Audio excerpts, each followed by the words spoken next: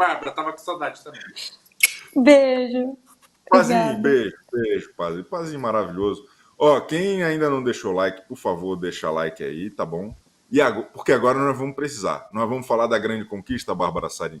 Porque ontem teve a primeira eliminação. Mas antes eu queria falar da Raquel Sherazade. Raquel Sherazade estreou na função de apresentadora de entretenimento. E eu acho, na minha humilde opinião, que ela caiu numa armadilha. Raquel Sherazade caiu numa armadilha que é o texto genérico dos apresentadores da Record, principalmente dos de reality show. Acho que é um negócio que remonta desde a estreia, dos tempos da estreia da Fazenda, em que é um texto que não evoluiu, que ele chegou a ter uma quebra depois do Marcos Mion. Ali o Mion ele conseguia transformar aquele texto genérico numa coisa com personalidade. Aí eles meio que assumiram aquele texto do Mion como um novo padrão. E aí a gente tem a Galisteu, de alguma maneira, reagindo a isso, né, nesse padrão hoje, até hoje. E ontem a gente viu a Raquel Sherazade interpretando do jeito dela um texto que parecia feito para a Galisteu. Né? Era fofucho, linducho, conversê, um monte de... Como é que é essa praça... Nós vamos lá para a praça... Vamos se aproxegar na praça? Vamos se aproxegar nessa praça.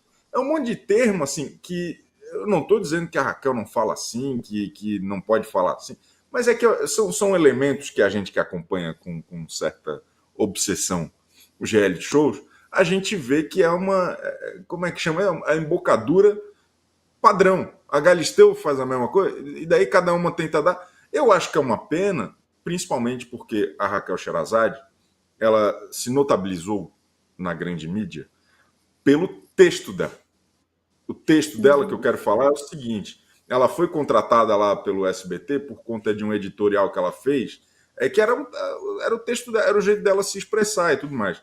Claro, agora num outro eixo de entretenimento, de reality show, daquele rolê todo, mas seria legal ter um pouco mais da personalidade dela, até para ela se soltar um pouco mais. Eu achei ela legal na estreia e achei que ontem ela já estava um pouco mais travada, porque ela estava presa. Ela estava presa nesse conceito do que é o texto de reality show da Record. Eu acho que ela caiu numa armadilha.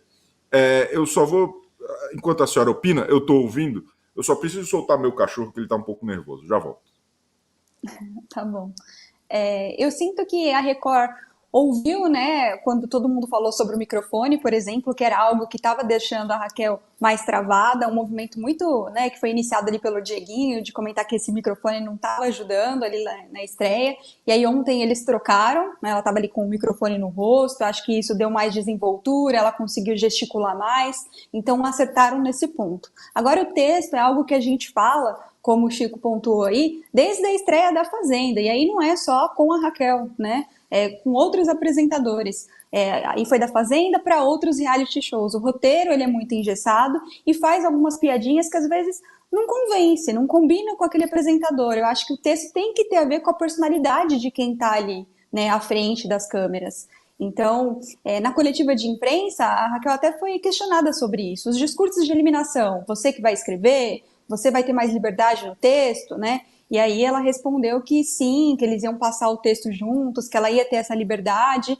Então eu espero que aos poucos ela vá tendo mesmo de fato essa liberdade para poder colocar os próprios caquinhos dela, né? As brincadeiras são super válidas, ainda mais porque é um programa de entretenimento, mas que convença, que tenha a ver com a personalidade dela, né?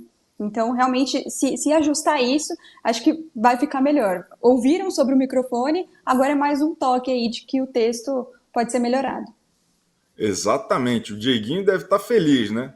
Ele deve estar feliz, Deve. pô. Porque ele estava desesperado com essa história do microfone, ele estava dormindo mal, né? Ele não estava. Ele chegou a se mudar de volta para Brasília de tão triste que ele estava com essa história do